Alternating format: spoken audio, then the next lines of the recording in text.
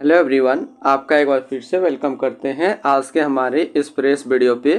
तो आज इस वीडियो के अंदर मैं आपके साथ डिस्कस करने वाला हूं HDFC retirement saving equity plan diet growth के बारे में। इसमें मैं आपसे डिस्कस करूंगा कि ये जो म्यूचुअल फंड है इसने पिछले 1 साल, 3 साल, 5 साल या फिर एनुअल रिटर्न क्या दिया है, आज के डेट में इसका एक एनएबी का प्राइस क्या है, ये कितने स्टार रेटिंग म्यूचुअल फंड है, इसमें आप मिनिमम एसआईपी अमाउंट क्या लगा सकते हैं और इसका फंड साइज क्या है।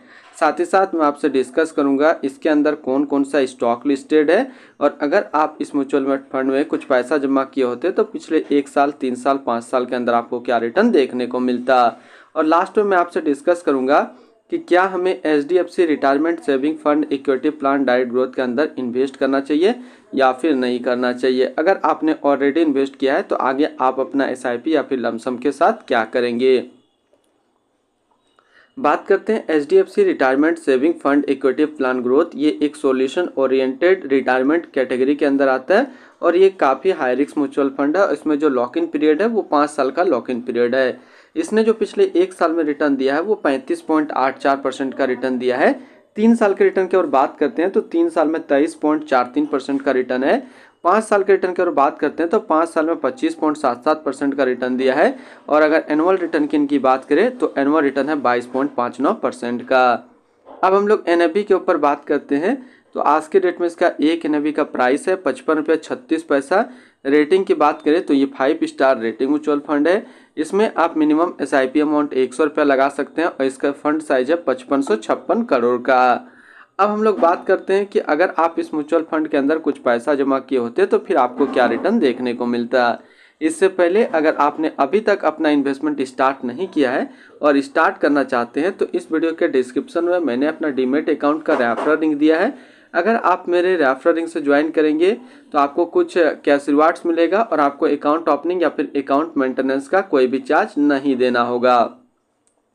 बात करते हैं अगर आप इस म्यूचुअल फंड में 5,000 रुपया पर मंथ जमा किए होते तो 1 साल में आपका पैसा जमा होता 60,000, आपको मिलता 70,456 रुपया। यानी कि एसआईपी के थ्रू आपको 1 साल में 17% के आसपास रिटर्न देखने को मिलता। 3 साल की बात करते हैं तो 3 साल में आपका पैसा जमा होता 1,80,000, आपको मिलता 2,57,275 रुपया।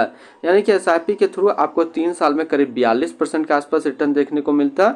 और 5 साल की बात करते हैं तो 5 साल में आपका पैसा जमा होता 3 लाख, आपको मिलता 5,75,416 रुपया। यानी कि एसआईपी के थ्रू आपको 5 साल में लगभग जो है आपको 91% का रिटर्न देखने को मिलता। अब बात करते हैं अगर आप इस म्यूचुअल फंड में एक बार में 1 लाख रुपया जमा किए होते तो 1 साल में आपका 1 लाख रुपया 1,35,840 रुपया होता।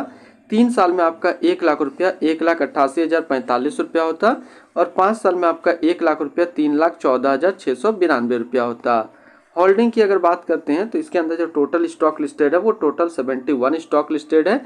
अगर हम इसमें टॉप 10 है उसके सेक्टर वाइज डिस्कस करते हैं तो पहला नाम आता है एचडीएफसी बैंक लिमिटेड फाइनेंशियल क्षेत्र, ICICI bank limited financial, Axis bank limited financial, State Bank of India financial, Infosys limited technology, Bharti Airtel limited communication, Reliance industrial limited energy, Bajaj auto limited automobile, Kotak Mahindra bank limited financial and Larsen and टर्बो limited construction के क्षेत्र में है। अगर हम लोग इसकी holding analysis को देखें तो इक्विटी पे है 94.3% और कैश पे है 4.8%। अब इस इक्विटी को अगर सेक्टर वाइज देखते हैं तो फाइनेंशियल पे 29.8, अदर्स पे 16.4, हेल्थ केयर पे 9.6, automobile 9.3, capital goods 8, consumer steps 7.2, energy 6.9, technology 6.7 और सर्विस पे है 6.1%। इसकी डेबिट सेक्टर एलोकेशन को देखें तो अदर्स पे है 100%। इसके एडवांस रेशियो की बात करते हैं तो इसका प्राइस टू अर्निंग रेशियो 22.80 और पीबी रेशियो 3.70। अगर आप इस म्यूचुअल फंड के अंदर अपना पैसा इन्वेस्ट करना चाहते हैं तो फिर मिनिमम लमसम आपको 100 रुपये का करना होगा और अगर आप एसआईपी के थ्रू इन्वेस्टमेंट करना चाहते हैं तो आप 100 रुपये से स्टार्ट कर सकते हैं। अब हम लोग रिटर्न एंड रैंकिंग के ऊपर बात करते हैं और यहीं पे आपको समझ में आएगा कि क्या हमें एचडीएफसी रिटायरमेंट सेविंग फंड के अंदर इन्वेस्ट करना चाहिए या फिर नहीं करना चाहिए।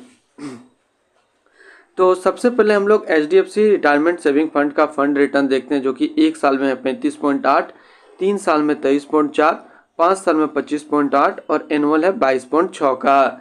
वहीं पे इस कैटेगरी का जो एवरेज रिटर्न होता है यानी कि सॉल्यूशन ओरिएंटेड रिटायरमेंट का 1 साल में 36.2, 3 साल में 18.8, 5 साल में 19.5 का है। तो यहाँ से देखेंगे 1 साल में ये अपना कैटेगरी एवरेज रिटर्न को बीट नहीं कर पाता है, लेकिन 3 साल और 5 साल में ये बीट कर जाता है और 5 साल आते आते ये टॉप 3 में अपना जगह बना पा रहा है। तो अगर आप एक रिटायरमेंट म्यूचुअल फंड ढूंढ रहे हैं तो ये आपके लिए अच्छा विकल्प है, आप इसके अंदर अपना इन्वेस्टमेंट कर सकते हैं। अगर आपने ऑलरेडी इन्वेस्ट किया है तो आप अपना SIP या फिर लमसम को कंटिन्यू रखेंगे। अगर इसी के आसपास आपको सिमिलर फंड्स देखना हो तो इसके आसपास 2 सिमिलर फंड्स अच्छा है। एक तो है ICICI Prudential retirement fund pure equity plan direct growth and दूसरा ICICI Prudential retirement fund hybrid aggressive plan direct growth. तो अगर आप एक रिटायरमेंट म्यूचुअल फंड ढूंढ रहे हैं तो ये 2 भी आपके लिए अच्छा विकल्प है, आप इसको भी ट्राई कर सकते हैं। इनकी एक्सपेंस रेशियो की बात करते हैं तो इनका एक्सपेंस रेशियो है 0.64% का। एग्जिट लोड की बात करते हैं तो एग्जिट लोड नील है, यानी कि 5 साल के बाद जब इसका लॉक इन पीरियड खत्म होगा तो किसी भी टाइम आप अपना पैसा को निकाल पाइएगा बिना कोई चार्जेस के। इसकी स्टम्प ड्यूटी की बात करते हैं तो इसका स्टम्प ड्यूटी है 0.005%। इसके टैक्स इम्प्लानेशन की बात करते हैं, अगर आप इन्वेस्ट किया हुआ पैसा 1 साल के अंदर निकालेंगे तो जो भी आपका रिटर्न होगा उस पर आपको 15% का टैक्स पे करना पड़ेगा। अगर आप 1 साल के बाद इससे अपना पैसा निकालते हैं, 1 साल में अगर आपका 1 लाख प्लस का रिटर्न बनता है तो फिर आपको 10% का यहाँ टैक्स पे करना होगा।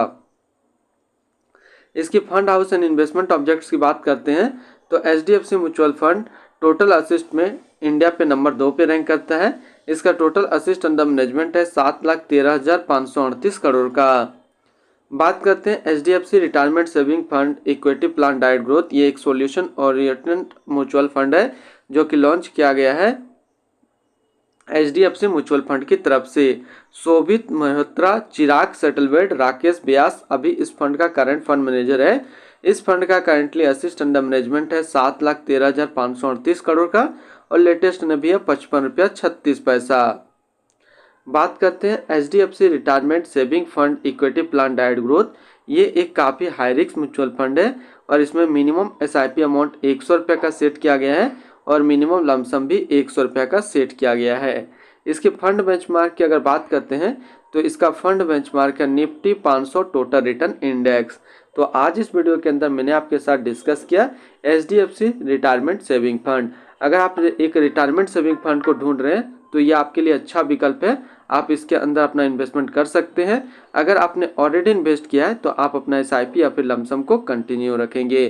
फिर मिलते हैं हम लोग नेक्स्ट को इस तरीके का वीडियो की अच्छी जानकारी को लेकर के।